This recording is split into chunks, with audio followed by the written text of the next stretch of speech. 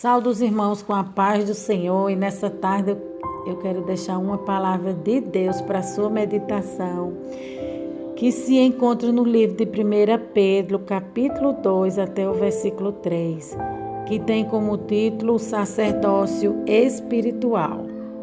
E nessa tarde nós vamos falar um pouco a respeito de um apóstolo chamado Pedro, um discípulo do Senhor. E através da vida de Pedro nós vamos extrair uma lição poderosa para as nossas vidas e para o nosso crescimento espiritual. Que fala assim no livro de 1 Pedro, capítulo 2. Deixando, pois, toda a malícia e todo o engano e fingimento e inveja e todas as murmurações, desejai afetuosamente como meninos novamente nascido o leite racional, não falsificado, para que por ele vedes crescendo. Aí aqui versículo 3 fala: se é que já provaste que o Senhor é benigno. Amém, amados? E aqui nós vamos fazer uma leitura, uma introdução sobre essa palavra, que fala sobre, eu coloquei o título dessa palavra como crescimento espiritual. Como se dá o crescimento espiritual na caminhada cristã, na vida do servo, de uma serva do Senhor, de uma serva de Deus. Como esse crescimento acontece? Aqui nós vamos fazer uma introdução em cima dessa palavra, que fala assim: eu quero, baseado nessa declaração do apóstolo Pedro, falar a respeito de uma dimensão de crescimento que não é o crescimento natural, e o crescimento é o crescimento espiritual. Poderíamos aqui ver a expressão crescer para a salvação. Ele está mostrando que a salvação é um processo. E nós temos falado e ensinado a respeito dessas coisas aqui. Temos dito que Jesus se referiu a uma porta estreita, a um caminho apertado que conduz à vida, e temos ensinado que nessa comparação de Jesus, ele está resumindo a vida cristã em 3 etapas: porta, caminho e alvo. Porta é a experiência da conversão. Quando chegamos ao alvo, finalmente estamos completando a carreira cristã. Tanto as experiências da porta de entrada como o alvo, quanto alcançamos, são experiências instantâneas, e todo o restante que sobrou ao começo, ao fim, e o caminho fala não apenas de uma continuidade, mas fala de progressão.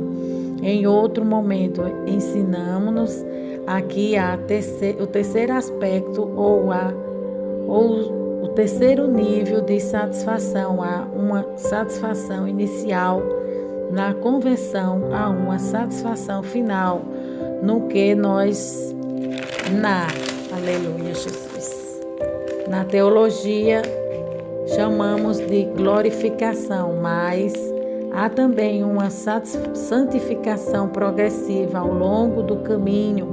E é a respeito disso que o apóstolo está falando no momento em que ele fala sobre o crescimento para a salvação. Para a salvação não significa que fomos salvos, mas há mais para se experimentar dentro da salvação, que já nos tocou em uma certa medida. Agora, o interessante é que, como ele está falando de salvação, dispunha-se que ele comece-se pelo que definimos como a experiência da porta, que não há apenas a conversão, mas a experiência do novo nascimento. Amém, amados? Aqui ele está falando do novo nascimento, quando a gente encontra Jesus, quando Pedro teve um encontro com Jesus, o que foi que aconteceu, né? Aí aqui ele está relatando. Quando Jesus ensinava sobre o novo nascimento em João 3, falando com Nicodemos em um mestre da lei, esse homem olha para Jesus depois de ele dizer: se você não nascer de novo, você não pode ver o que não pode, o que você não pode ver, que você não pode entrar no reino de Deus. Ele diz: como é que funciona isso? Eu vou entrar no ventre da minha mãe e nascer? Nicodemos falando para Jesus, né? E ser gerado uma outra vez? Jesus disse: não, o que é nascido da carne é carne. Quando você nasceu de lá, você teve definido quem te gerou e quem era o teu pai. Jesus disse: quem é nascido do Espírito é Espírito. Jesus está dizendo: o novo nascimento não é natural, ele é espiritual. Então ele está dizendo para esse homem: você pode ser velho fisicamente, sua carcaça, sua embalagem, o seu exterior, o seu corpo físico, né, que ele está falando, pode já até estar um pouco gasta, mas a experiência que você terá fala de uma nova criatura, uma nova geração espiritual. E por isso que a Bíblia se refere a Deus em Hebreus como o Pai dos Espíritos. Eu e você fomos gerados espiritualmente, mas a definição de Pedro é que quando isso acontece, nós nos tornamos aqui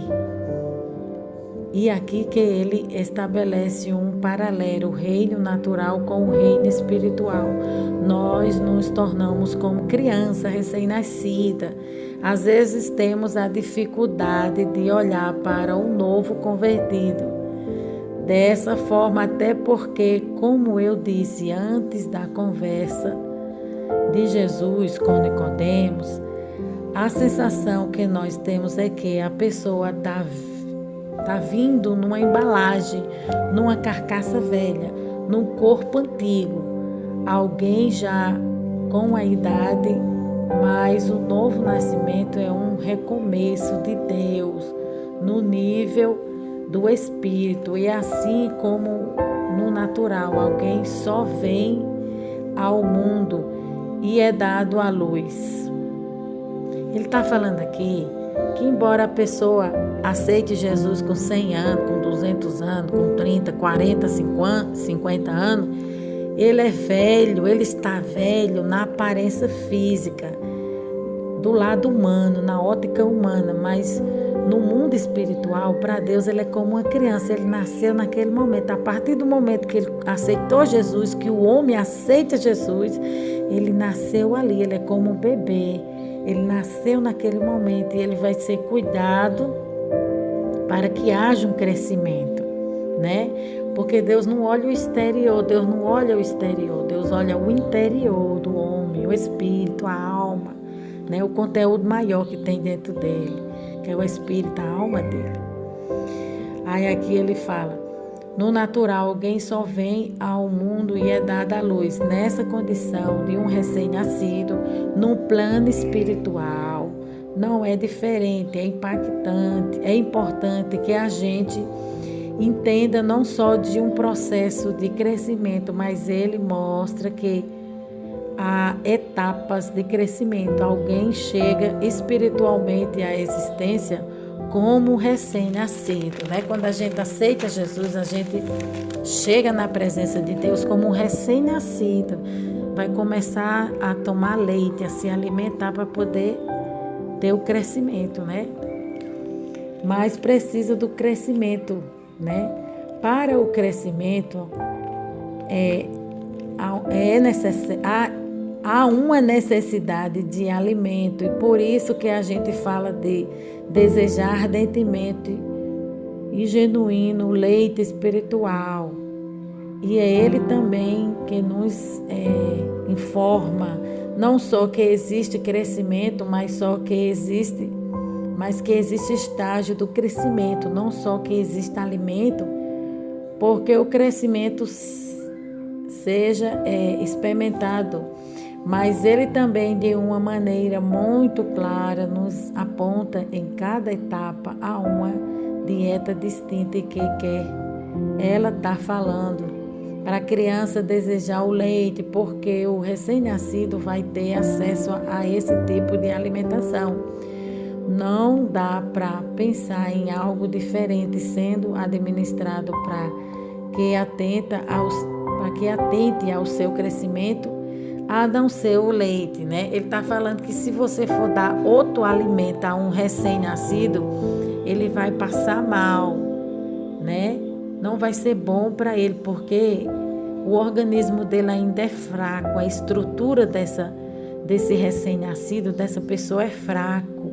Levando para o campo espiritual, quando a pessoa aceita Jesus, o alimento que ela vai ter, as primeiras palavras que ela vai receber, vai falar ao seu coração de uma forma que ela entende, né?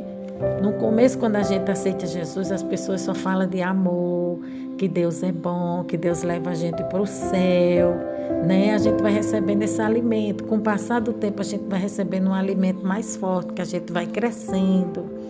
Aí vai vindo um alimento mais forte, né? Uma palavra mais forte, que de substância, que vai nos abastecer, que vai nos pôr de pé, que vai nos guiar, né? Que vai falar do inferno, que vai falar das coisas vindouras, das coisas lá para frente. Esse é um alimento mais forte. O comentarista está falando. Na semana passada, começamos a trabalhar a importância da maturidade. Eu preguei aqui a respeito da herança que nós temos em Deus como algo extraordinário, maravilhoso, que, no entanto, por mais extraordinário que seja essa herança, você não terá acesso a ela, só porque nós nos tornamos filhos. Em Gálatas 4, o apóstolo Paulo diz, porque o herdeiro enquanto menor em nada difere no escravo, na casa ainda, que seja senhor de tudo. Ele está até aqui o tempo determinado pelo Pai, debaixo de tutores e curadores. Então, o apóstolo Paulo, aí é que ele está falando, é o seguinte, aqui ele está falando que você, para receber a herança, para receber tudo que tem reservado para a sua vida espiritual, né? Como servo, como filho, como filha do Senhor, né? Filha do Altíssimo. Você só vai receber a sua herança espiritual quando você tiver maturidade, quando você for um adulto. A gente não pode entregar nas mãos de uma criança uma herança, né? No campo material. Você não pode entregar todos os seus bens na mão de uma criança, porque ela não vai saber administrar. Não vai saber administrar. Mas quando você entrega os seus bens materiais na mão de um adulto espiritual, na mão de um adulto, ele vai saber governar, ele vai saber administrar de forma certa, porque ele já é adulto. Levando para o campo espiritual, a pessoa só vai poder receber a herança do Senhor quando ele for um adulto espiritual, quando ele estiver preparado para saber tomar de conta do que tem reservado para a sua vida. Aí aqui fala assim, o apóstolo Paulo nos revela algo que tem uma aplicação e um paralelo para o reino espiritual no versículo 3 de Gálatas e 4. Ele diz assim também, nós então trabalhamos aqui também a ideia de que podemos ter uma herança extraordinária, mas a herança não nos será entregue, não poderá ser desfrutada na sua plenitude enquanto não alcançarmos a maturidade espiritual. Então, depois de defini-las e falamos que sem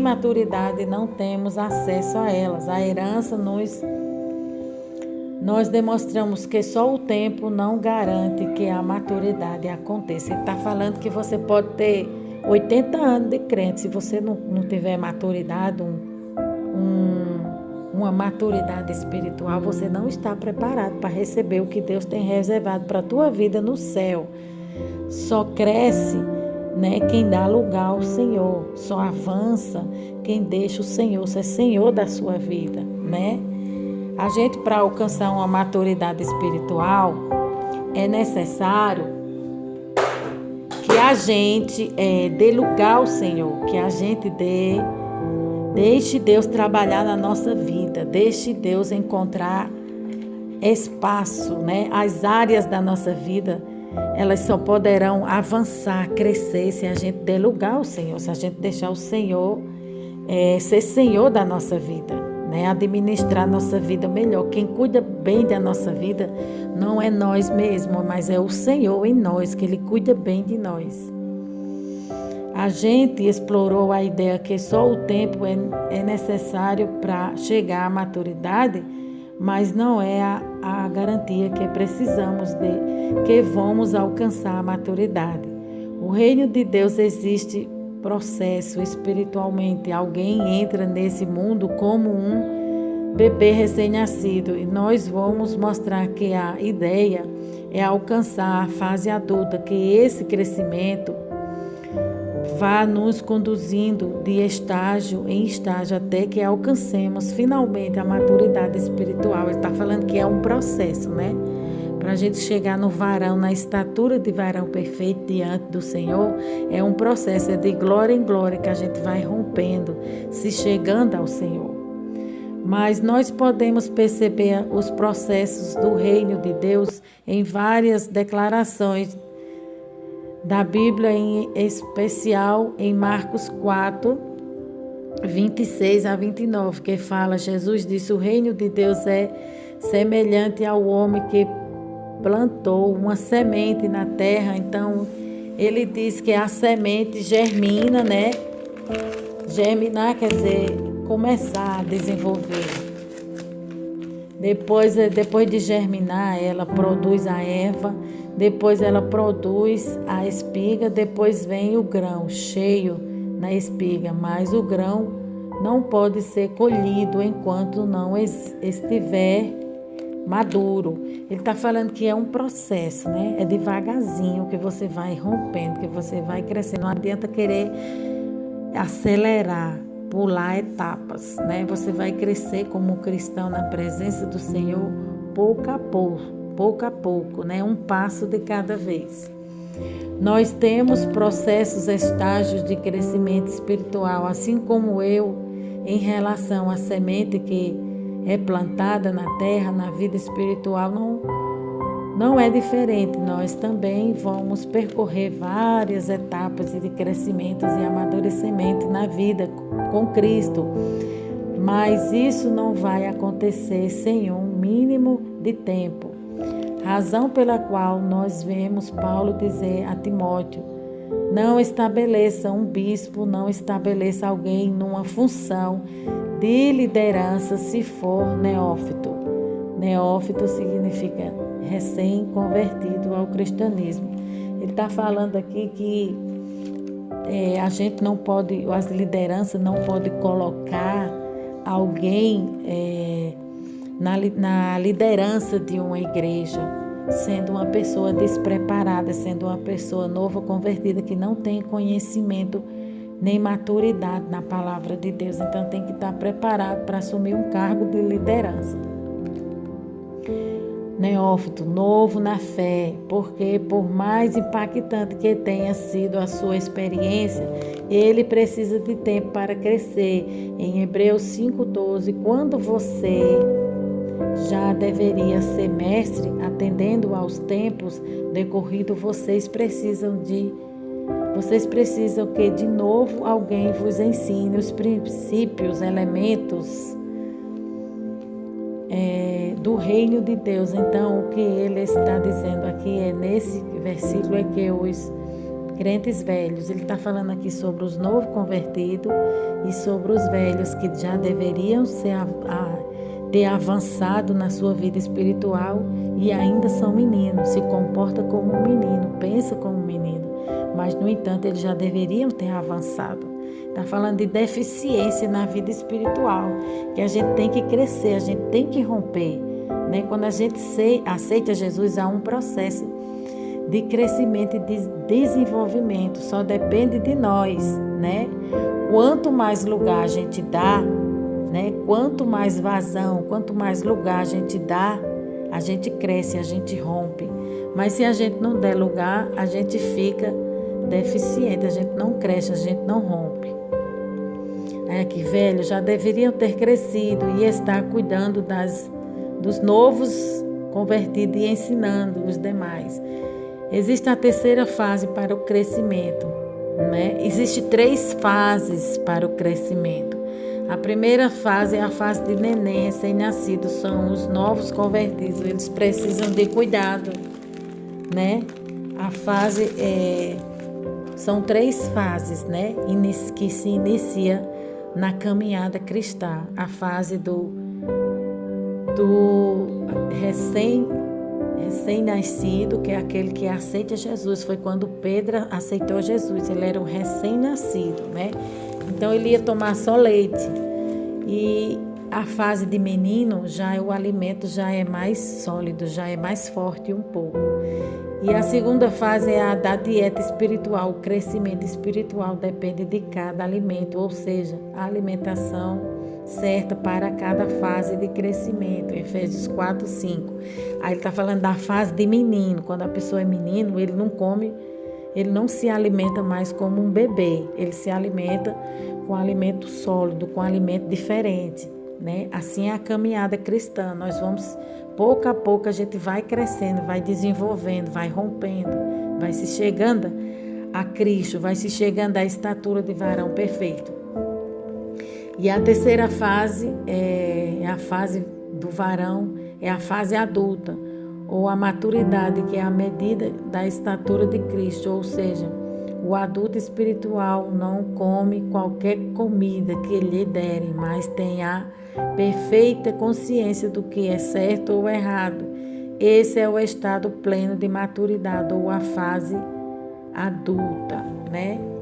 Aí aqui ele vai falar, os crentes querem ser crentes, querem viver o melhor de Deus sem ler a Bíblia. Irmão, não tem como. Então, esse alimento tem que ser digerido, você tem que se alimentar e você tem que digerir, você tem que se fortalecer. Quando você lê a Bíblia, você encontra fortalecimento, você encontra um alimento para a tua vida espiritual, porque não tem como crescer na vida cristã sem se alimentar da palavra de Deus. A Bíblia tem 1189 capítulos, fazendo uma conta rápida. Se você dividir pelo 365 dias do ano, você pode ler 3 capítulos por dia e final de semana 4. E você vai ficar bem alimentado e não morrerá. No versículo anterior, 1 Timóteo capítulo 4, versículo 7, ele diz, exercita-te na piedade. Aí ele diz, porque o exercício corporal para pouco proveito né? Mas a piedade em tudo é proveitosa. Ele está falando que você cuidar só do exterior, né?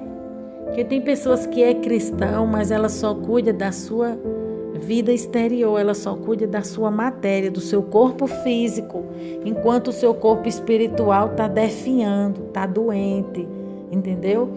É bom, ele está falando aqui que é bom você cuidar do seu físico, mas a prioridade é a sua vida espiritual, é você alimentar a tua vida espiritual com a palavra de Deus, com a busca do conhecimento, porque a pessoa fica deficiente, a pessoa fica desequilibrada se ela buscar só o conhecimento e não buscar a unção de Deus para a sua vida.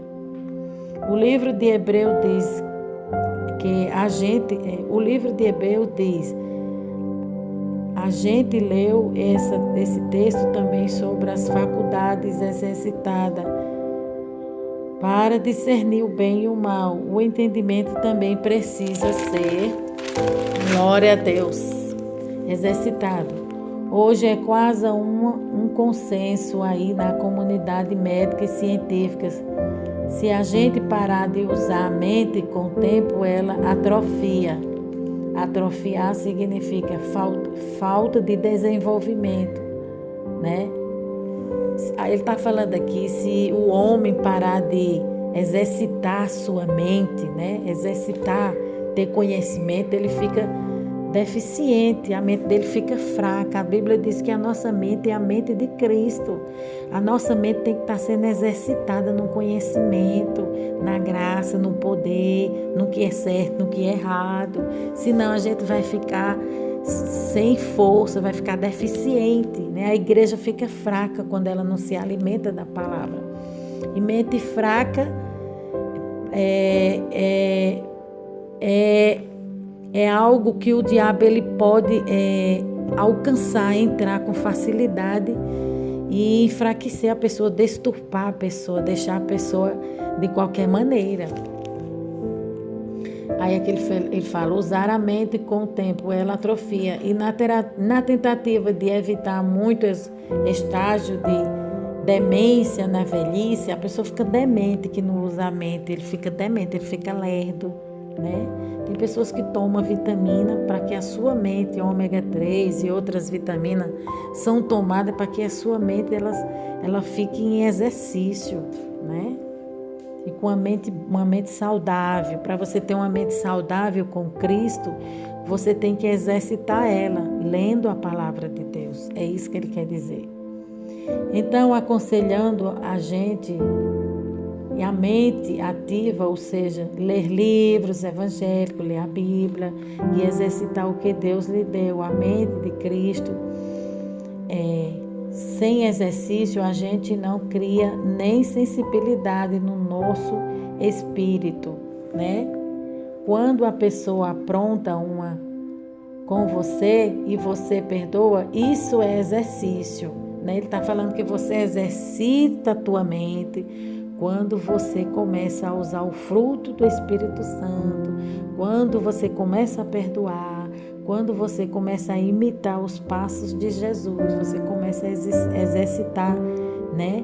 E observar os passos de Jesus, isso é um exercício para a nossa mente. Não adianta ser ouvinte e não ser praticante, porque ser ouvinte é se alimentar, mas não praticar. E não exercitar. E as duas coisas se combinam. As duas coisas se completam. Não há crescimento sem elas. O crescimento é uma opção e uma responsabilidade que nos foi dada. Mas o crescer na igreja e no conhecimento, diz Pedro, nós não podemos entrar nesse lugar de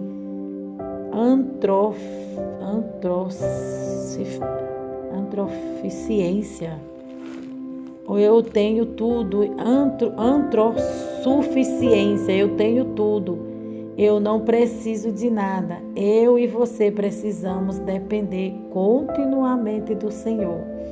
Ele está falando que tem pessoas que se acham autossuficientes, que acham que ela tem tudo, que tudo já está bom para ela, que tudo já está bem, né? A Bíblia fala que Deus falou para um homem, né? Na Bíblia, louco, se pedires hoje a tua alma. Então a gente não tem que confiar na força do nosso braço, a gente tem que confiar no Senhor, é isso que ele quer dizer. O apóstolo Paulo diz, Filipenses 3, falando sobre maturidade e dependência, sobre completa maturidade. Não que eu já tenha alcançado, mas esquecendo-me das coisas que para trás ficam e avançando, glória a Deus, para as que estão diante de mim. Prossigo para o prêmio da soberana salvação. A vereda do justo é como a luz da aurora, vai brilhando mais e mais até ser dia perfeito. Glória a Deus por essa palavra, né? Nós temos que deixar Deus está no centro da nossa vida constantemente. É isso que ele está dizendo, que Deus ele tem que estar no centro da nossa vida para a gente conseguir romper, para a gente conseguir avançar, né? E aqui nós vamos falar um pouco a respeito de Pedro, né? Quem era Pedro?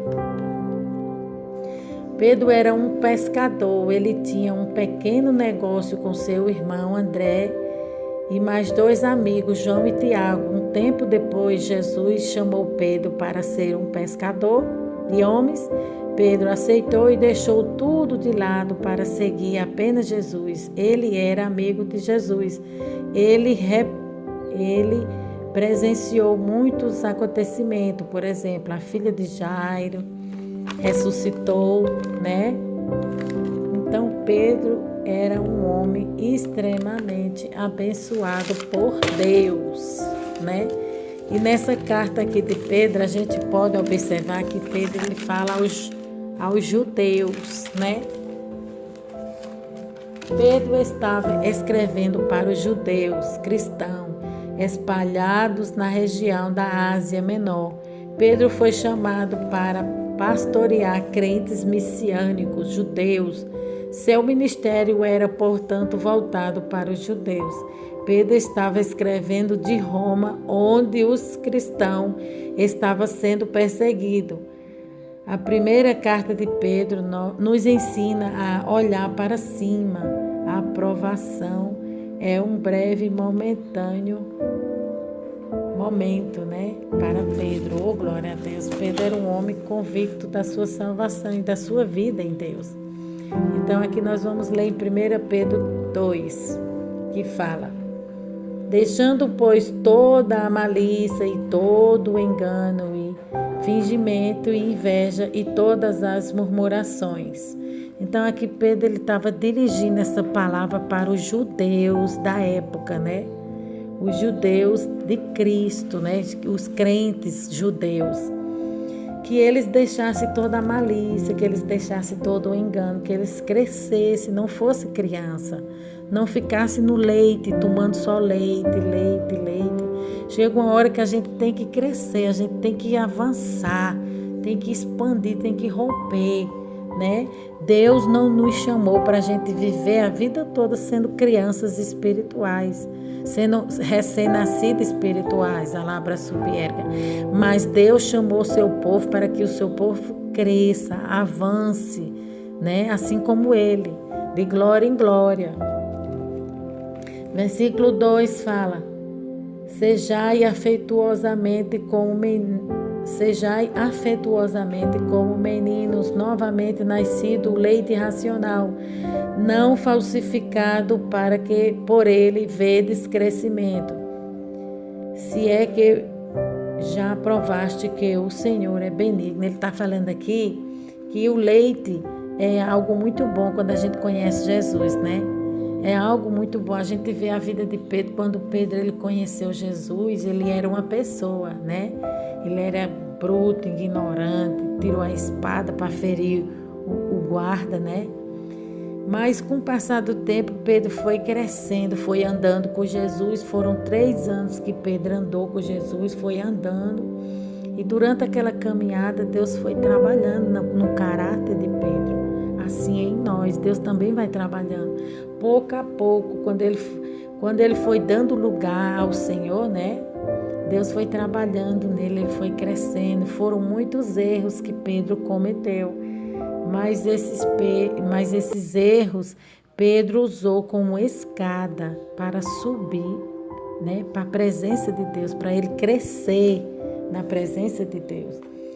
E aqui fala no versículo 3, se é que já provaste que o Senhor é benigno. Né? Ele está falando, se é que tu já provou que Deus é benigno, se tu conheces a Deus verdadeiramente, tu vai crescer, tu vai romper, tu vai ter entendimento do que é certo e do que é errado. E eu vou ler outro versículo aqui no versículo 4 que fala, e chegando-vos para ele pedra viva, reprovada na verdade pelos homens, mas para Deus eleita e preciosa. Pedro o nome Pedro significa pedra, né? Porque ele era muito duro, né? Mas ao mesmo tempo Deus ia usar essa dureza, né? De forma diferente, em benefício do seu reino, né? Para que ele crescesse. Então aqui ele está falando que Pedro era essa pedra viva e ele foi rejeitado, reprovado pelos homens, porque os homens não entendiam o que Deus tinha na vida de Pedro. Deus tinha algo reservado para a vida de Pedro muito grande, bem maior do que ele imaginava, né? Bem maior. Na velhice de Pedro, ele escreveu essas cartas quando ele estava na sua velhice, né? Já estava chegando no final da sua caminhada, da sua trajetória. Então ele já era um outro Pedro. Aí aqui o comentarista fala, né, que Pedro, o Pedro do Novo Testamento, né, era um Pedro, era carnal, era inseguro, né, era inconstante, era como as ondas do mar. Mas com o passar do tempo, Pedro foi crescendo, foi amadurecendo, foi desenvolvendo o seu crescimento espiritual, a sua vida. E aqui no livro de Atos, aqui já é um outro Pedro, né, que é relatado, ele já é um outro Pedro, ele já tem uma outra conversa, uma outra palavra, né? Ele já cresceu, já está um adulto espiritual, já está amadurecido.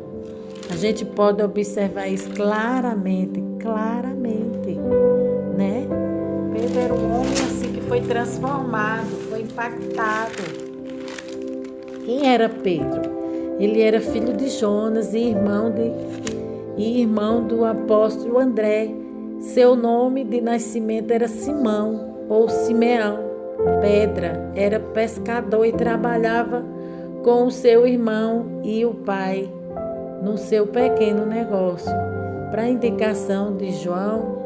indicação de João Batista, ele foi levado por seu irmão André para conhecer Jesus Cristo.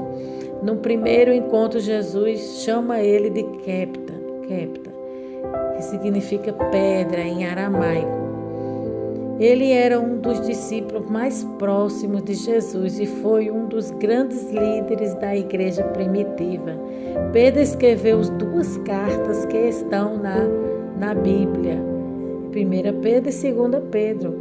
Pedro era um dos discípulos mais íntimos de Jesus e presenciou eventos especiais que nem todos os apóstolos viram junto com Tiago e João. Pedro viu a transfiguração de Jesus e a ressurreição da filha de Jairo, em Marcos capítulo 9, versículo 2. Ele era mais que aluno, ele era amigo de Jesus. Logo após veio o dia de Pentecoste e a partir dali Pedro nunca mais foi o mesmo. Deus usou sua ousadia e coragem junto com o poder do Espírito Santo para estabelecer a igreja no seu início. O primeiro Pedro com quem nós se deparamos é o Pedro do Evangelho. Seu nome era Simeão e Jesus mudou o seu nome para Cefas, que significa uma pedra ou uma rocha, que significa estabilidade. E Jesus insistiu, glória, aleluia, insistiu em chamá-lo de rocha, até que ele se transformou em uma rocha. Pedro, né? E foram 3 anos de ensino na escola de Deus. Existem 3 fases na vida de Pedro. A primeira fase de recém-nascido, menino, que é a segunda fase, e a terceira fase de adulto. A primeira fase foi quando Pedro se converteu, quando Pedro aprendeu que era ninguém. No dia em que ele conheceu a Jesus, e Jesus chamou de Pedro até o dia em que ele chorou amargamente, ele aprendeu que era ninguém. Jesus tinha dito, antes mesmo daquela noite terminar o galo cantar, se ele negaria o Senhor, e depois Pedro chorou amargamente. E a segunda fase é Jesus perguntou lá na frente, na praia, né? Jesus foi andando com Pedro e fazendo pergunta para ele.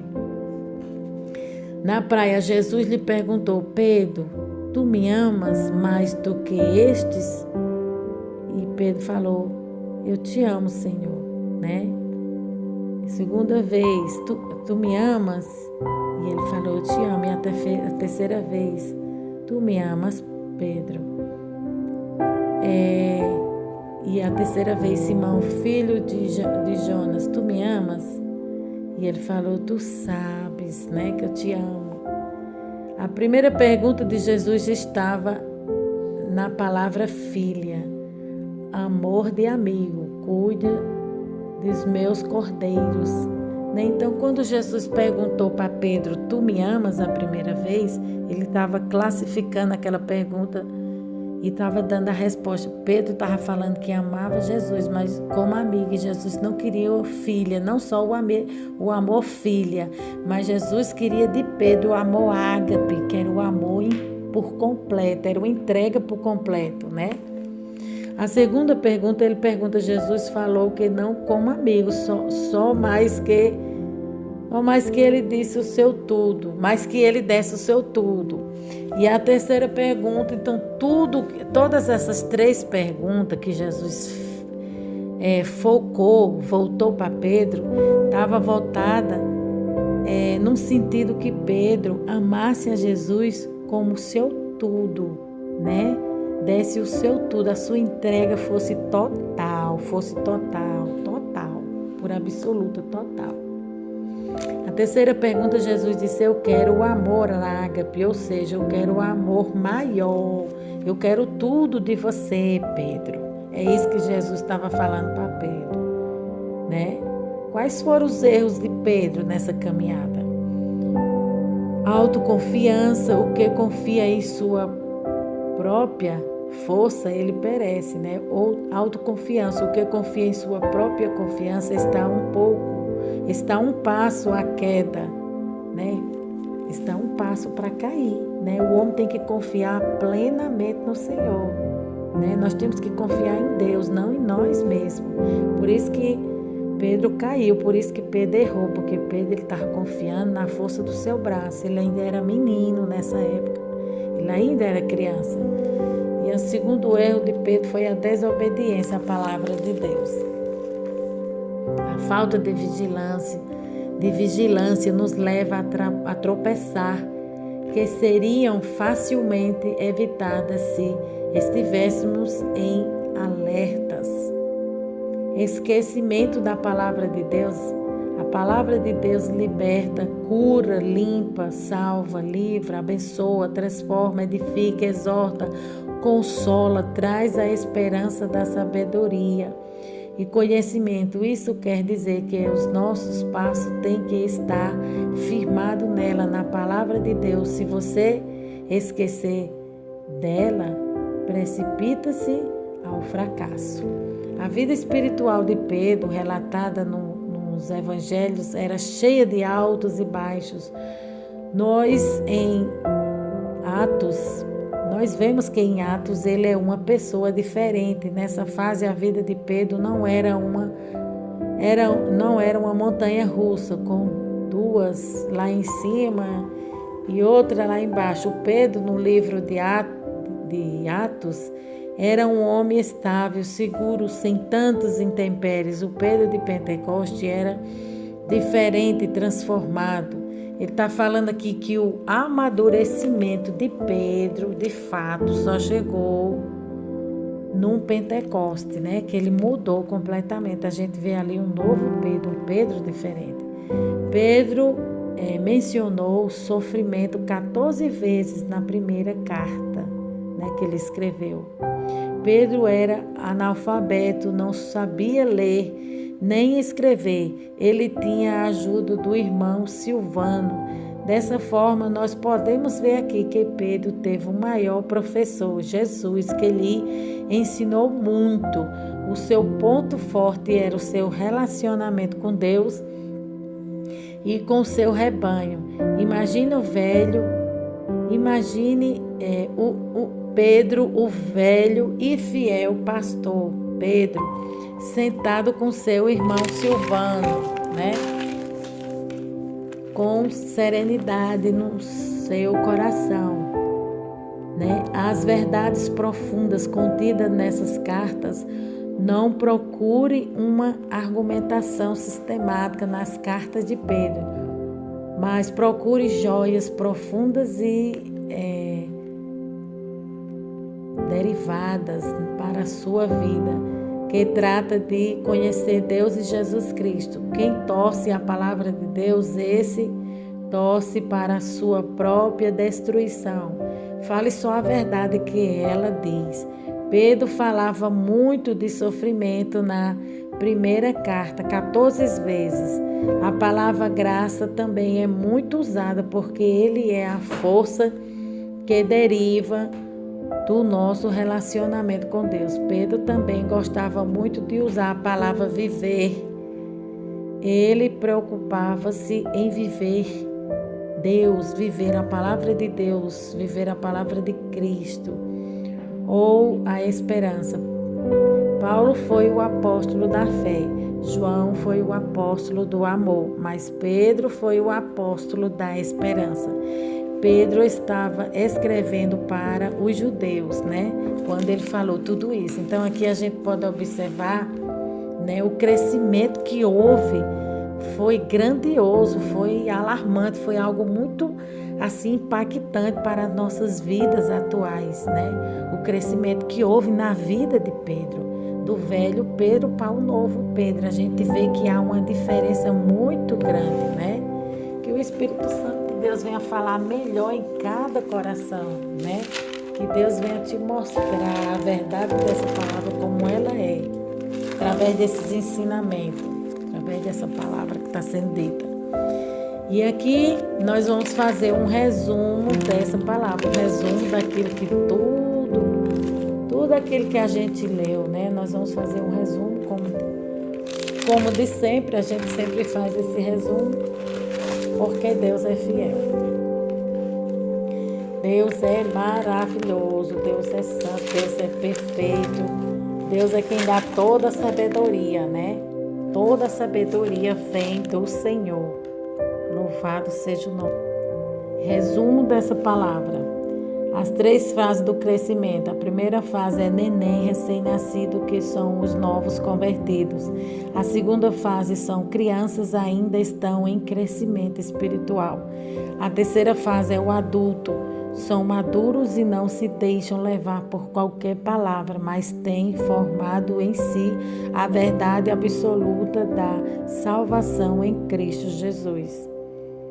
Ele está falando aqui do adulto, que nós temos que ser um adulto espiritual. Não é qualquer palavra, não é qualquer alimento que você vai ingerir, porque se você se alimentar de uma palavra que não esteja voltada para os princípios da Bíblia, aquela palavra vai te fazer mal. Então não é todo mundo que anda pregando a palavra de Deus por aí e te oferecendo esse alimento como um alimento bom, que isso é verdade. Você tem que analisar, né? Você tem que analisar e não se alimentar do tal alimento que ele está falando aqui, que esse alimento vai fazer mal no seu organismo espiritual.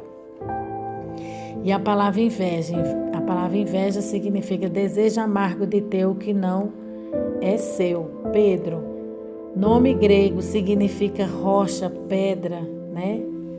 Simão, aquele que ouve, engano, procedimento errôneo. Cefas significa rocha, malícia, enganar, astúcia, né? As cartas de Pedro usaram muitas as palavras sofrimento, graça e viver. Deus é Cristo e as esperanças do crente é preciosa. 7 vezes em suas cartas. Então aqui ele está falando que Pedro ele usava 3 palavras, né? Nas suas cartas a gente pode observar que Pedro usava muito essas 3 palavras, que era esperanças, que era falar sobre sofrimento, graça e esperança, e viver em Cristo. Pedra de esquina, que pedra de esquina é essa que a Bíblia fala? Está relatando que Jesus é a pedra de esquina, né? E que foi rejeitada pelos homens, né? Também Pedro foi rejeitado pelos homens porque estava em Cristo. Ela é colocada como base para 2 paredes primárias e ela que vai trazer a fixação e determinar o ponto final da construção e guia de tudo. Amém, amados? Glória a Deus. Vocês leiam lá, está lá em Efésios capítulo 2, versículo 20, que fala: Jesus é a pedra de esquina. Amém? Que o Espírito Santo de Deus venha falar melhor em cada coração.